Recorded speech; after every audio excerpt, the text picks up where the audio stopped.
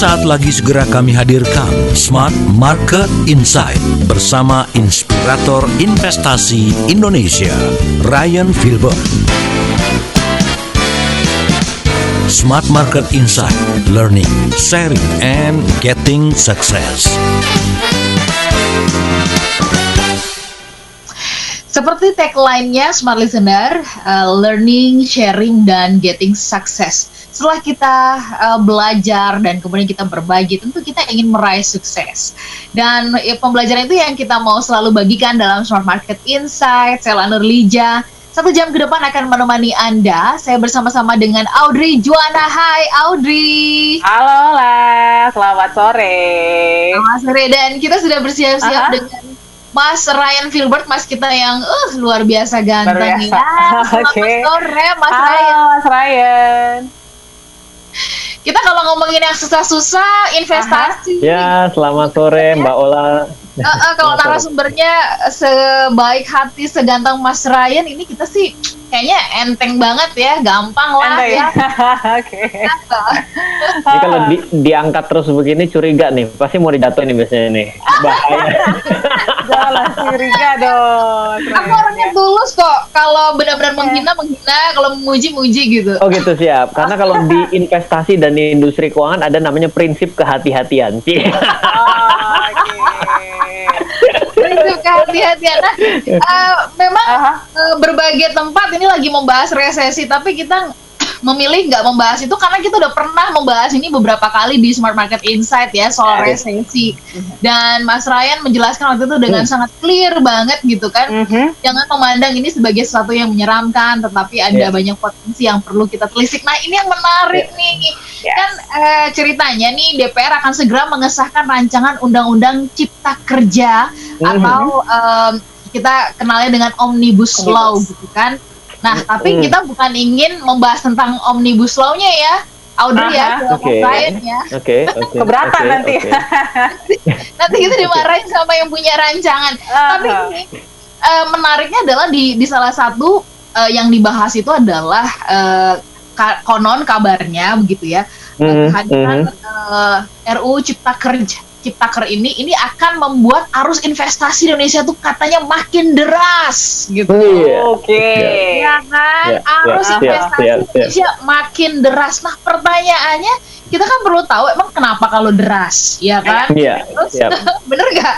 Efeknya buat kita apa, dan apa yang membuat ini deras gitu? Kenapa kemudian untuk investasi dalam negeri aja misalnya begitu ya, ini kok butuh sampai undang-undang, rancangan undang-undang segala gitu. Ini yang kita mau gali lebih dalam. Jadi 1 jam ini rugi banget ya Audrey ya kalau nggak bergabung sama kita. Nah, kita minta penjelasan dulu dari Mas Ryan deh ya. Mengenal tentang arus investasi. Sebenarnya investasi dibutuhkan di Indonesia untuk apa sih Mas Ryan? Karena kan kita berkali-kali berulang-ulang diajak untuk ayo berinvestasi, sadar investasi. Iya, baik. Iya, gini Mbak Ola dan juga Mbak Audrey, tentunya kepada Smart Listener, saya ingin cerita bahwa apakah Anda semua dan kita semua ini pernah membayangkan bahwa ada sebuah teknologi yang pada akhirnya bisa membuat kita semua pada hari ini bisa bertemu melalui tanpa tatap muka secara langsung, bisa pakai online seperti ini, mungkin di 20 tahun yang lalu. Pernah membayangkan nggak? Mungkin ada sebagian yang membayangkan. Saya ingat banget ya, waktu saya SMA dulu, saya mewawancarai salah seorang direktur perusahaan telekomunikasi yang hari ini masih berdiri. Beliau mengatakan bahwa dia di waktu SMA itu saya sekitar awal tahun 2000. Dia mengatakan bahwa orang itu nanti kalau mau milih barang itu tidak lagi orangnya sama-sama pergi, tapi yang satu di rumah, yang satu memvideokan. Kamu suka nggak sama barang ini? Waktu itu ketika kita dengar, saya bilang, ini orang kok aneh ya, saya bilang ya. Kayak apa bentuknya sampai kayak gitu? Ternyata selang dari 20 tahun kemudian, hari ini kita bener loh kayak gitu. Saya kemarin gitu ya, waktu beli sesuatu, saya nggak yakin ya kan, yang namanya kalau hidup berumah tangga itu kan, sudah belanja, beli, sudah bayar, kalau pulang salah diomelin pula, ya kan? Jadi itu iya dong. Oh gitu ya? Ya, kasihan ya, kaum pria ya. Siaran ini sebenarnya bagian dari sesi sedikit-sedikit gitu ya. Sedikit-sedikit ya. Sedikit ya. Tapi dengan mengkonfirmasi itu akhirnya saya mau video call, saya tanya bener gak barangnya? Oh, bukan itu yang kanan, dan ternyata terjadi. Jadi apa jadinya kalau ternyata kita dalam hidup pada hari ini tidak mengikuti semua perkembangan teknologi? Jawabannya adalah menjadi bagian dari gaptek, ya atau ya? Betul? Betul ya. Nah, yang namanya orang gaptek pada hari ini pasti akan kesusahan. Betul? Oke, nah sekarang saya mau cerita yang kedua. Bahwa sadar nggak bahwa yang namanya antar negara, antar daerah hari ini benar-benar borderless, benar nggak? Saya dengan Mbak Ola ada di Hayamuruk, saya ada di Tangerang. Mbak Audrey di mana, Mbak Audrey? Di mana-mana? Di Mampang. Oh, di Mampang. Di Mampang. Oke, siap. Lihat nggak bahwa ternyata benar-benar seperti tidak ada jarak antar kita bisa tetap melakukan. Berarti dalam teknologi yang hari ini terjadi itu membuat segala sesuatu menjadi dekat. Artinya adalah barang siapa yang tidak menggunakan ini, wah ini tertinggal hampir lebih dari 20 tahun. Ini akan sama terjadinya dengan disahkannya RUU ini dan semuanya investasi menjadi sangat masif, semakin terbuka lebar dan kita benar-benar tidak mengerti apa itu investasi. Berarti kita cuma lolo aja, apa itu saham? Kayaknya saya pernah dengar. Apa itu obligasi? Saya pernah dengar. Baru mau dengar kata saham, tiba-tiba langsung ditawarkan investasi di saham Eropa misalnya. Lah, sahamnya ada di sebelah rumah kita aja, kita nggak ngerti. Yang di Eropa kita tambah nggak bisa ngerti. Akhirnya apa? Akan rasa kayak gaptek, tapi ini bukan gagap teknologi, tapi gagap investasi. Dan kita tertinggal 40 tahun, 60 tahun, 70 tahun. Akhirnya siapa yang dirugikan? Ya, boleh tebak sekali. Oke. Baik, supaya kita nggak lolo terhadap investasi nanti dibukakan lagi ya. Sebenarnya kemudian investasi yang terkumpul itu tuh tujuannya untuk siapa sih? Untuk memperkaya siapa sebenarnya si investornya gitu kan? Atau apa begitu Mas Ryan ya? Nanti kita bahas lebih lanjut. Kita jeda dulu dan kami mengundang Anda bisa bertanya ke 0812 11 12 959. Tetaplah bersama kami dalam Smart Market Insight, Learning, Sharing, and Getting Success.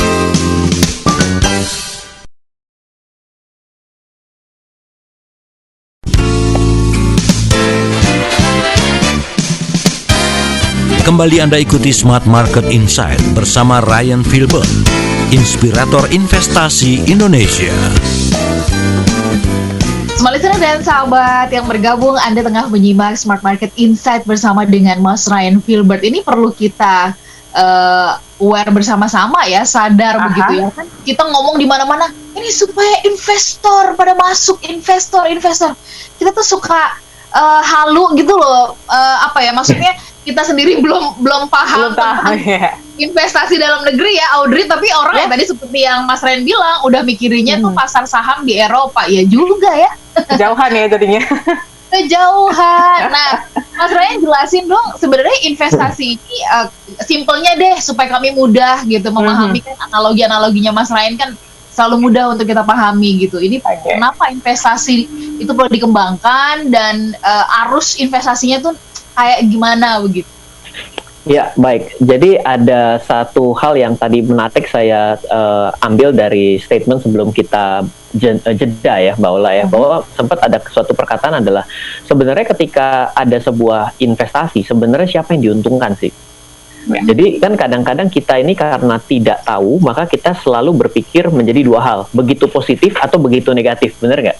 Ya, oke. Kalau kita terlalu positif bahaya, kalau terlalu negatif juga bahaya. Artinya tidak ada sesuatu yang berlebihan itu bagus. Nah, jadi sebenarnya ketika kita melihat sebuah investasi, kita sebenarnya kadang-kadang memikirkan investasi terlalu tinggi sekali. Sebenarnya investasi itu cuma bisa menjadi dua hal.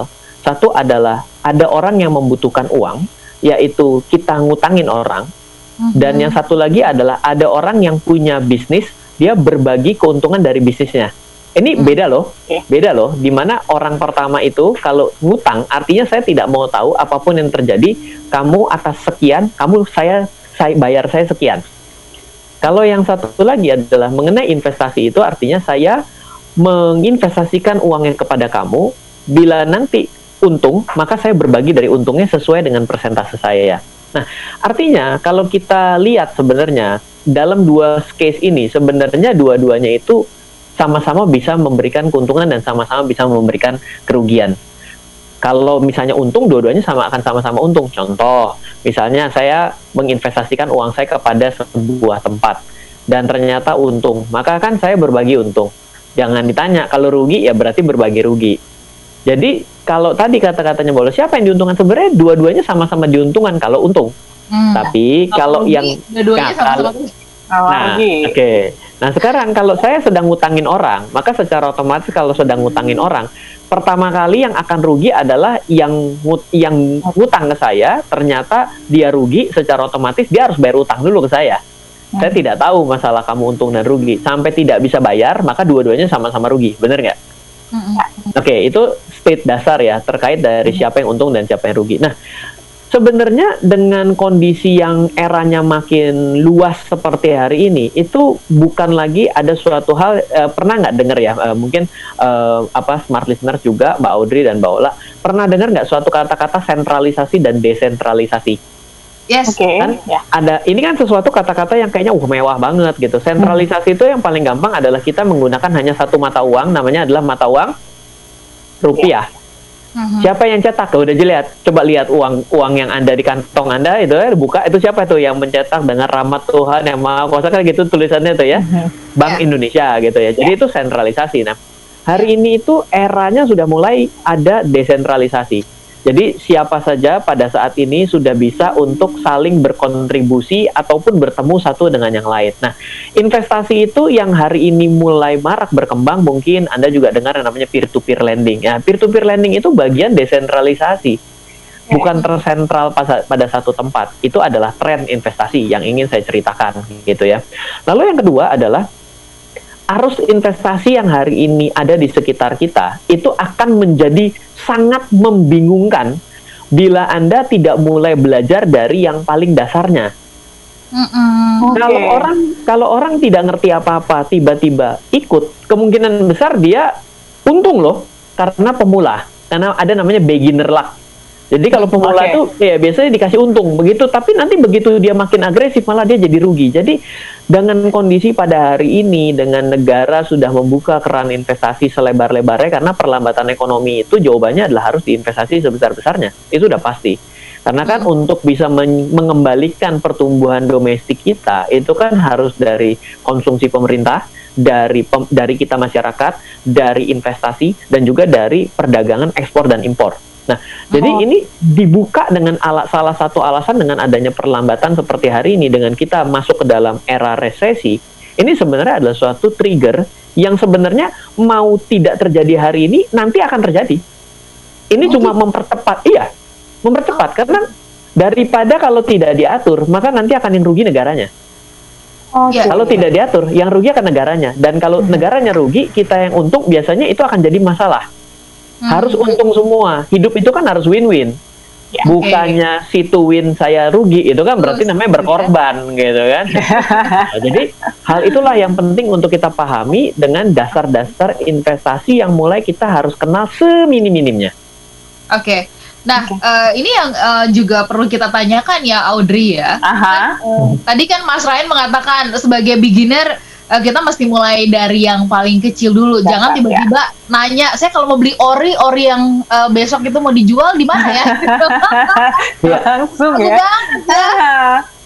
Besok itu kan dibuka tuh 1 Oktober kan, ori kan. Nah, ini rame loh itu karena ya viral gitu kan. Nah, Mas Ryan lihat kecenderungan kita nih, investasi ya.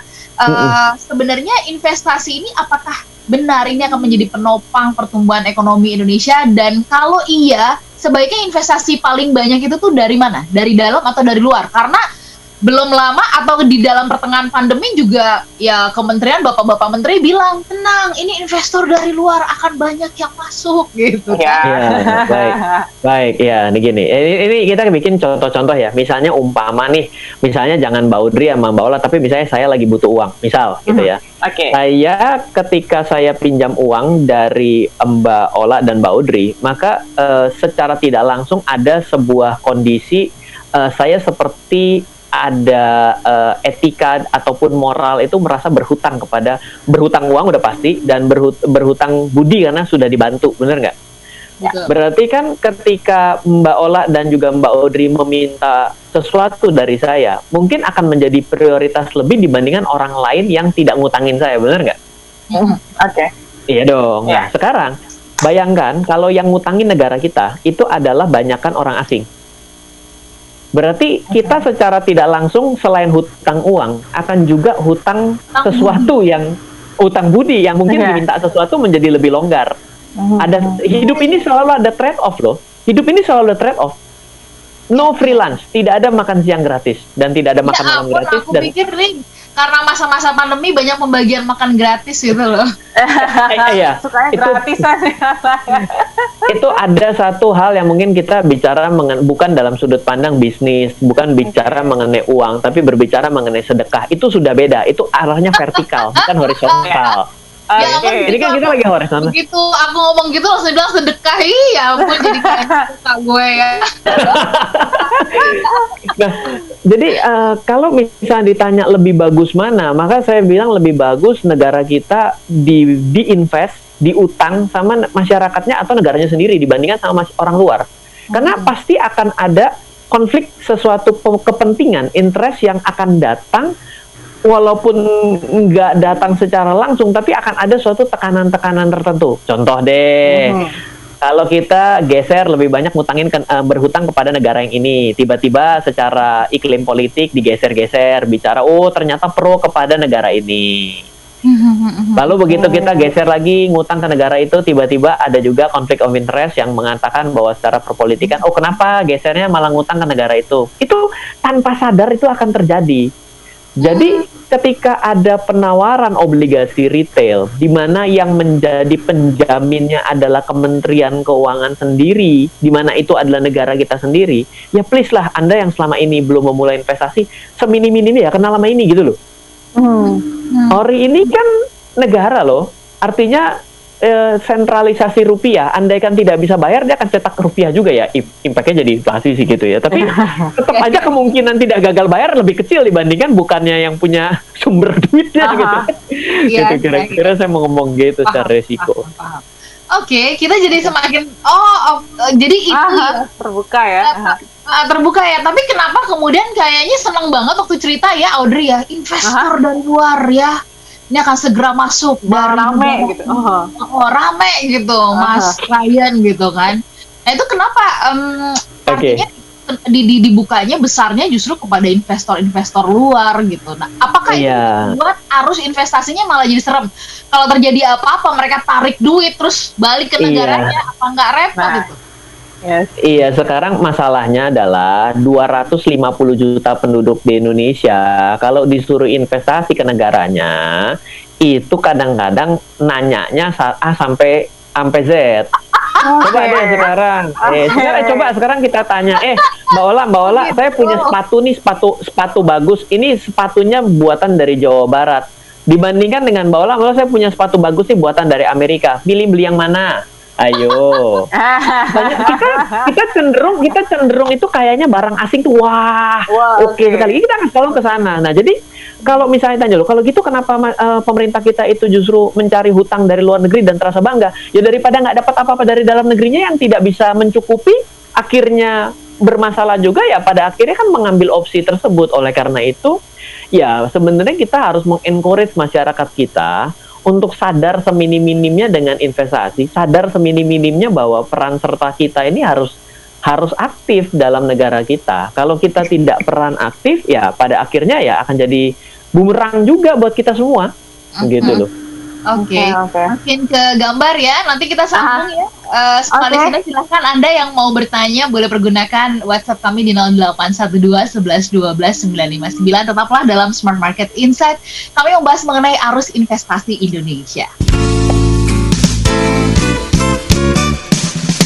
Tetaplah bersama kami dalam Smart Market Insight, Learning, Sharing, and Getting Success.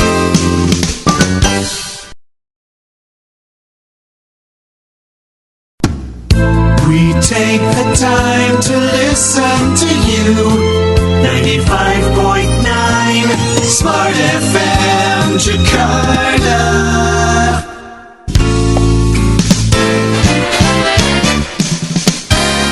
Kembali Anda ikuti Smart Market Insight bersama Ryan Filbert, inspirator investasi Indonesia. Oke, Smart Listeners, kita lanjutkan perbincangan kita di Smart Market Insight ya. Tadi sudah banyak dijelaskan Mas Ryan bahwa sebenarnya kita sebagai masyarakat Indonesia asli ini harus membantu pemerintah ya dalam berinvestasi gitu. Tapi tadi kan disebutkan ya Mas ya, ada ORI gitu, salah satu instrumen lah untuk kita berpartisipasi membantu pemerintah. Selain ORI, ada apa aja Mas untuk kita bisa membantu pemerintah? Ini pasti banyak. Ini kuliahnya cukup nggak nih? Ini kita perpanjang lah acara malam hari ini. Kita bisa perpanjang sampai jam 10 malam gitu ya. 10 malam? Iya, oke. Baik, jadi gini, bahwa pertama kalau berbicara mengenai membantu, akhirnya orang jadi berpikir bahwa ini adalah suatu hal yang merugikan kita. Sebenarnya ini adalah bukan membantu, tapi kita win-win. Pertama adalah kalau hari ini kita parkirkan uang kita pada deposito, itu maka mendapatkan pertumbuhan yang lebih kecil dari obligasi retail. Jadi yang namanya obligasi retail itu akan selalu lebih tinggi daripada suku bunga acuan yang hari itu sedang terjadi. Jadi sebenarnya itu untung dari dua belah pihak. Pemerintah untung karena mendapatkan sumber dana bukan dari luar negeri, yang artinya dari negaranya sendiri, itu bagus. Yang kedua adalah kita juga untung dalam menginvestasikan uang kita di tempat tersebut. Nah, kalau yang namanya investasi, Anda pada hari ini melihat bahwa yang namanya investasi saham melalui anak-anak usaha BUMN. Itu kan banyak ya BUMN yang hari ini bisa Anda investasikan sahamnya. Itu ya juga bagian dari kepartisipasian kita dalam negara kita. Lalu juga sebenarnya selain melangsung kepada BUMN, sebenarnya dengan kita berinvestasi pada usaha-usaha yang hari ini ada, yang misalnya masuk ke dalam pasar modal, ataupun hari ini Anda ikut ke dalam peer-to-peer lending yang hari ini benar-benar direct lending kepada usaha-usaha yang hari ini berada di UMKM dan lain sebagainya, itu sebenarnya bagian daripada membantu roda perekonomian. Investasi yang nol resikonya, tidak ada risiko tuh, tapi masalahnya adalah besar atau kecil dan bagaimana kita menstrategikannya. Oke. Mas Ryan tampaknya sedang freeze. Oke. Sudah tersambung kembali. Oke. Silakan Mas Ryan disambung. Iya, jadi saya tadi sempat bicara bahwa yang namanya investasi itu sebenarnya menguntungkan semua pihak. Dan yang kedua, kita investasi itu hari ini bisa banyak, misalnya dari saham, dari ORI, kita bisa juga mulai dengan yang namanya direct investment melalui pinjaman kepada peer-to-peer lending. Itu adalah suatu hal yang bisa Anda akses kok hari ini. Seperti itu. Luas ya berarti ya Mas ya? Yes, betul. Mas Ryan, ini kan salah satu yang sering kali dikeluhkan ya ketika berinvestasi ke Indonesia, katanya kan adalah soal perizinan. Makanya di undang-undang itu gitu ya, itu disebutkan ada pasal sapu jagat gitu yang membuat kemudahan dalam mengurus izin-izin, surat-surat dan sebagainya. Emangnya kalau mau berinvestasi ribet ya kalau di Indonesia itu ya, Mas Ryan ya? Kayak gimana sih petanya dan perkembangan arusnya gitu? Nah, ini ada satu hal yang saya makanya harus garis bawah lagi nih, bahwa sudut pandang orang dalam membuka sebuah bisnis itu sebenarnya adalah bagian dia sedang berinvestasi. Misal ya, saya Mbak Ola, ya kan, kita sama-sama Mbak Audrey bikin sebuah perusahaan. Perusahaannya apa? Misalnya jualan ikan cupang lah gitu ya. Ya kan, kita bikin tapi dalam bentuk PT. Nah itu kan berarti sebenarnya kita sedang lagi bisnis dan sedang menginvestasikan uang kita ke dalam bisnis ikan cupang, bener nggak? Ya. Nah itu kadang-kadang ada perizinannya, mungkin ya kalau ikan cupang sih nggak perlu AMDAL gitu ya, tapi mungkin juga ada namanya perdagangan khusus ikan cupang yang harus berizin kepada Kementerian Kelautan, umpama loh, saya ambil yang ekstrim. Nah, hal seperti itu di Indonesia itu memang panjang. Kadang-kadang kita terbentur, pindah ke sini, pindah ke situ.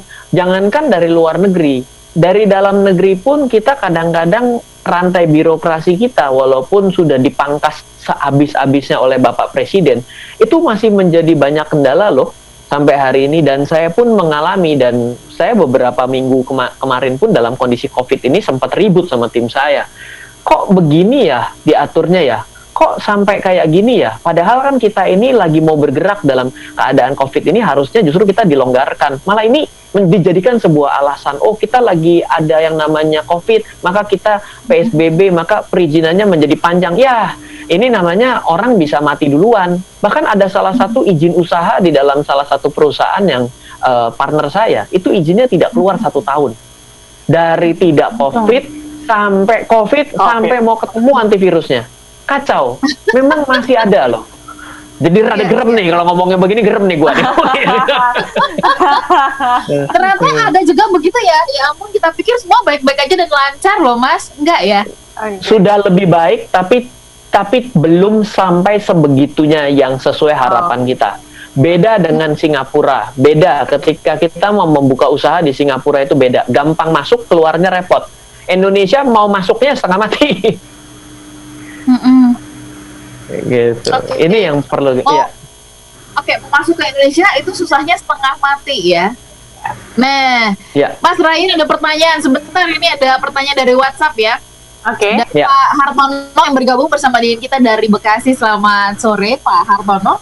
Pak Hartono mengatakan gini, kan tadi dijelaskan tentang sepertinya menurut Pak Hartono gitu ya. Investor-investor luar itu jauh lebih dimanjakan dibandingkan investor dalam negeri, Mas Ryan.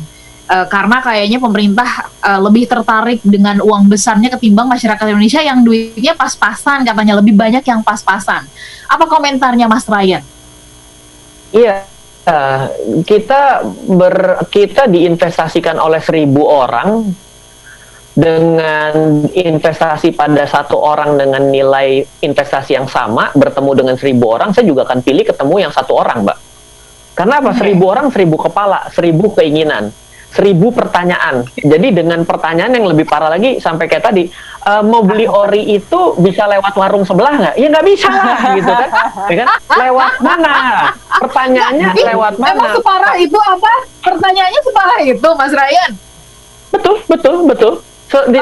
Sebegitu. Padahal kalau kita tidak terlalu malas, kita bisa membuka websitenya, kita tahu tempat membelinya, kita terbiasa bertanya sampai yang mau jawab pun kesal sendiri.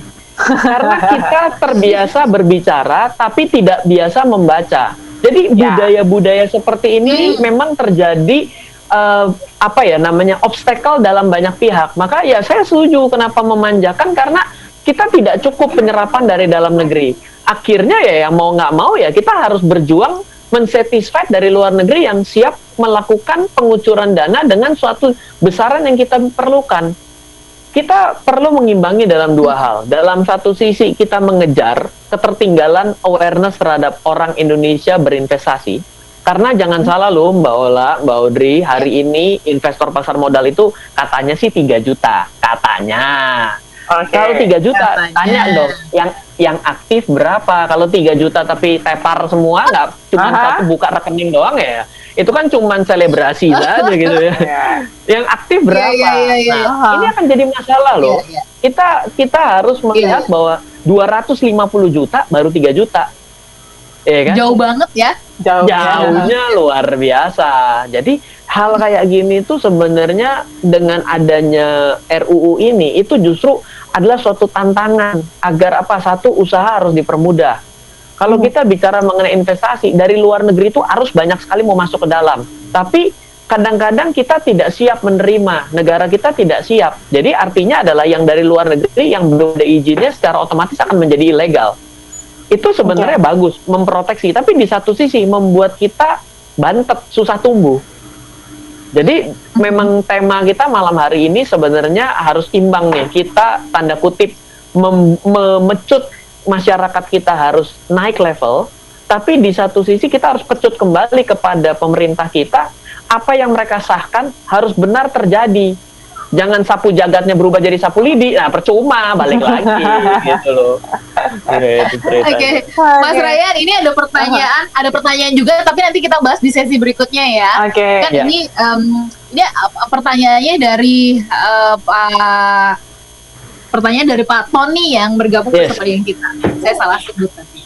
Nah, Pak Tony bilang, Mas Ryan, kan banyak banget ya investor-investor dari luar ini yang membiayai usaha-usaha di dalam negeri gitu kan.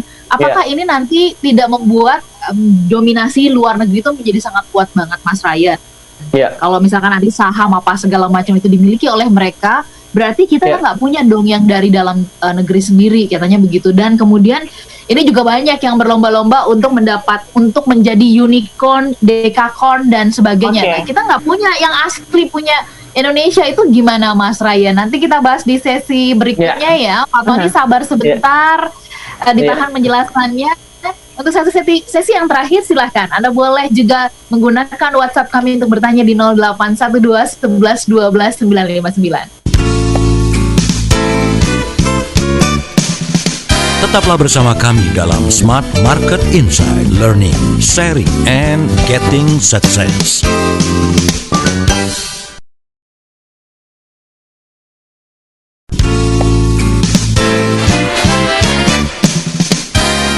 Kembali Anda ikuti Smart Market Insight bersama Ryan Filbert, inspirator investasi Indonesia. Oke, kalau kita ngomongin investasi nggak kerasa, udah di sesi 4 aja, masih banyak yang bisa kita bahas nih sama Mas Ryan. Oke, kita menyambung Mas Ryan, pertanyaan dari Pak Tony ya, yang menanyakan kalau misalnya banyak investor dari luar, terus gimana nih di dalam, apakah akan dipengaruhi seperti itu? Silahkan Mas Ryan. Iya, memang Indonesia ini buat hal-hal yang sifatnya investasi ini kan memang bukan datang dalam budaya kita ya. Budaya kita ini bukan gotong royong gitu ya kan, ada kooperasi. Makanya sebenarnya itu adalah dasar perekonomian yang harusnya bisa berkembang. Namun justru tidak bisa berkembang akibat aturannya yang memang pada hari ini tidak berkembang sendiri dalam sudut pandang industrinya gitu ya. Jadi sebenarnya ketika kita berbicara penanaman modal seperti saham, penanaman modal seperti surat utang obligasi, maka itu kan adalah berdatang dari budaya barat. Makanya memang sebenarnya kita ini tidak begitu siap untuk bisa secepat mungkin. Namun mau tidak mau, tadi saya bilang bahwa percepatan teknologi juga datangnya bukan dari negara kita, datangnya dari barat. Akhirnya kan kita hari ini menggunakan, iya kan? Ya, jadi kita pada akhirnya itu harus mengakselerasi diri kita, harus mempercepat diri kita. Kita tidak bisa jadi katak dalam tempurung yang seolah-olah jadi orang paling jago, tapi begitu kita masuk ke dalam global, wah kita jadi paling on gitu kan, jadi bahaya gitu. Jadi ya benar dengan jago kata tadi adalah ya istilahnya ya. Jago kandang. Jadi kita terus gitu. Nah, saya juga akan coba gini ya. Kalau masalahnya adalah berbicara mengenai ada unicorn, ada startup dekakorn, popcorn dan yang manapun gitu ya, yang ada datang diinvest dari luar negeri. Sudah jelas mereka itu pasti memiliki agenda untuk keuntungan mereka dong. Mana ada pebisnis yang mau rugi pada akhirnya, ya kan? Kalau dia mau rugi, dia nggak akan bikin bisnis, dia akan bikin yayasan sama panti sosial, bener nggak? Nah, tentunya akan juga panti sosial juga ujungnya juga pengen untung secara spiritual. Oke, siap. Ini kan ngomongnya smart money, udah money kok tiba-tiba pindah ke sosial. Oke, siap. Jadi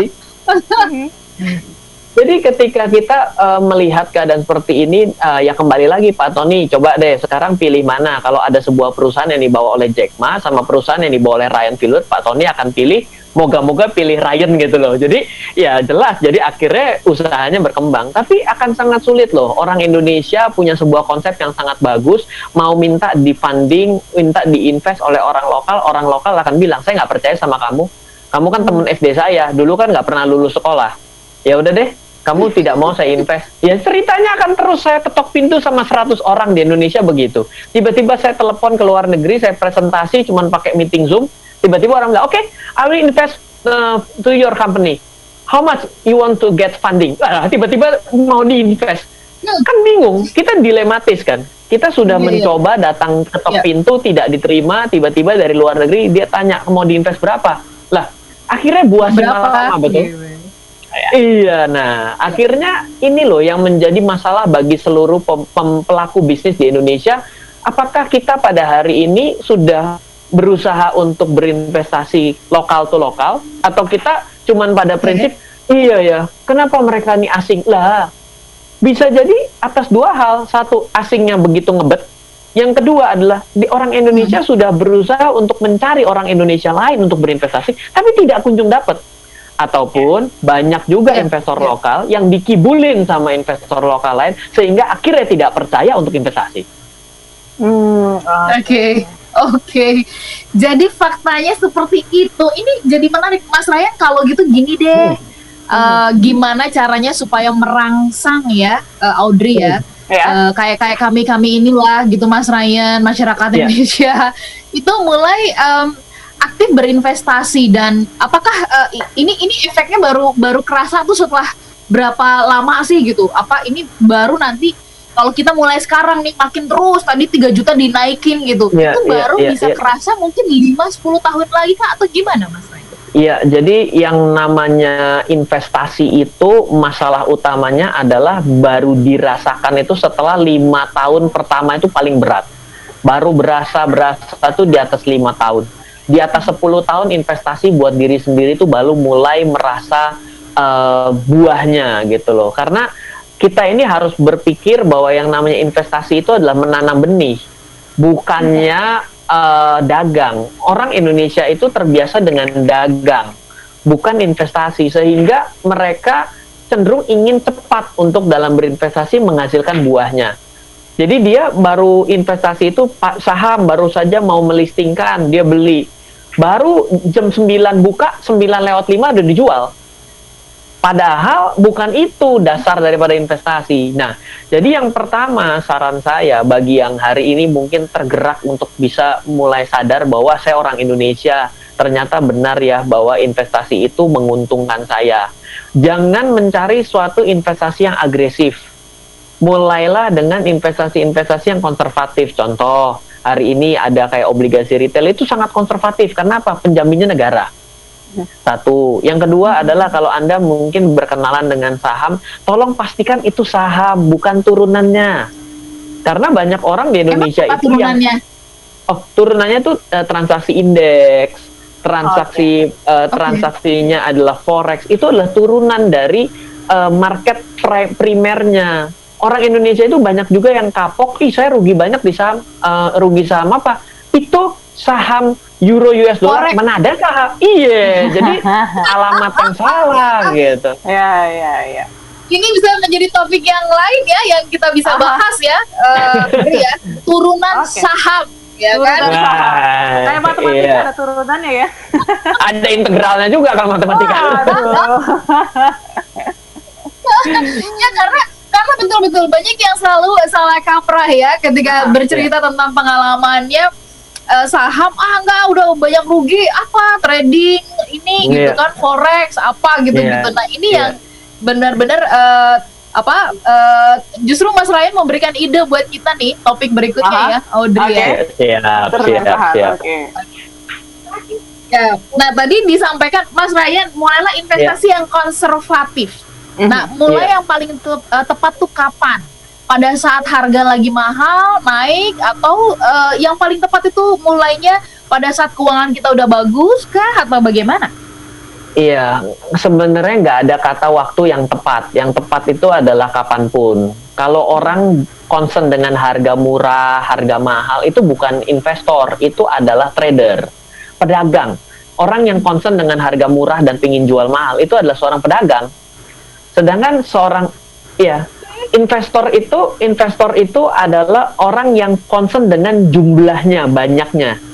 Misalnya, kalau orang jumlahnya itu, misalnya saya bisa punya kos-kosan 1000 pintu. Nah, itu tuh mindsetnya benar-benar seorang investor kos-kosan. Tapi kalau saya punya 1 pintu kos, saya mau jual lah, udah untung. Itu udah nggak ada dalam ranahnya seorang investor. Itu adalah seorang pedagang gitu loh. Jadi kita harus bisa memulai sedini mungkin. Yang kedua adalah mulai sekecil mungkin. Saya selalu bilang mulai sekecil mungkin, mulai sedini mungkin, dan naik dan harga turun. Tapi terus melakukan sampai jadi suatu gaya hidup. Oke. Baik, Mas Ryan dan juga Audrey. Ini perbincangan yang saya pengen panjangin, tapi takut nanti udah dikasih tanda kalau kita closing. Karena ternyata obrolan ini seru banget ya. Kita janjian aja deh minggu depan ya untuk membahas ini lebih lanjut. Tetapi mungkin untuk menguatkan bahwa ternyata pasar Indonesia tuh seksi banget gitu, sampai nggak mungkin seksi kalau artinya kenapa ini ada undang-undang Ciptaker gitu kan, itu karena terlalu seksi kan, jadi supaya rapi gitu kan, diatur gitu ya Mas Ryan. Nah, mungkin ada catatan penting yang Mas Ryan ingin sampaikan terhadap pengenalan kami kepada pasar Indonesia ini. Iya, jadi pertama terkait dengan aturan ini, sebenarnya kalau mau dibawa dilihat dari segi negatif akan selalu negatif, selalu positif akan selalu positif, tapi yang jelas kita ini diminta untuk berkompetisi secara global. Bila ada yang namanya teori evolusi zaman dulu, itu adalah yang tidak mampu bertahan akan terlempar keluar atau akan mati, maka ini akan terjadi dengan adanya RUU ini. Kalau Anda tidak akan bisa go internasional, cara berpikir ya selalu go RT dan RW saja, maka Anda akan jadi masalah kali ini. Please, mulai hari ini sesimpelnya Anda harus mulai tahu bahwa tidak akan lagi hidup menjadi sama setelah era corona ini. Kalau Anda tidak mau mulai mengupgrade, ya Anda akan di-downgrade oleh keadaan. Itu aja. Oke. Kejam ya? Ini menarik, Smart Listener. Mulai berpikir untuk go internasional dimulai dari berpikir yang go global ya, go internasional, jangan hanya go RT saja sama go RW. Oke, ini istilah yang menarik ya. Oke, Smart Listener, kita pamit ya. Thank you banget buat Anda semuanya yang sudah bergabung melalui YouTube juga. Ini obrolan yang seru, dan buat Anda yang ingin kenal pasar Indonesia, investasi itu, Anda perlu tahu tentang obrolan kami tadi, dan ini tersimpan rapi di YouTube channel Smart FM, so Anda bisa tonton kembali ya. Kami pamit, minggu depan kita akan jumpa kembali. Sehat-sehat untuk Mas Ryan ya. Amin. Sama-sama untuk Anda semua. Baik. Saya Ola Nurlija. Saya Audrey Juwana. Dan saya Ryan Filbert. Kami bertiga mengucapkan terima kasih, selamat malam, dan sampai jumpa. Sampai jumpa. Baru saja Anda simak Smart Market Insight bersama inspirator investasi Indonesia, Ryan Filbert. Smart Market Insight, learning, sharing, and getting success. Terima kasih dan sampai jumpa.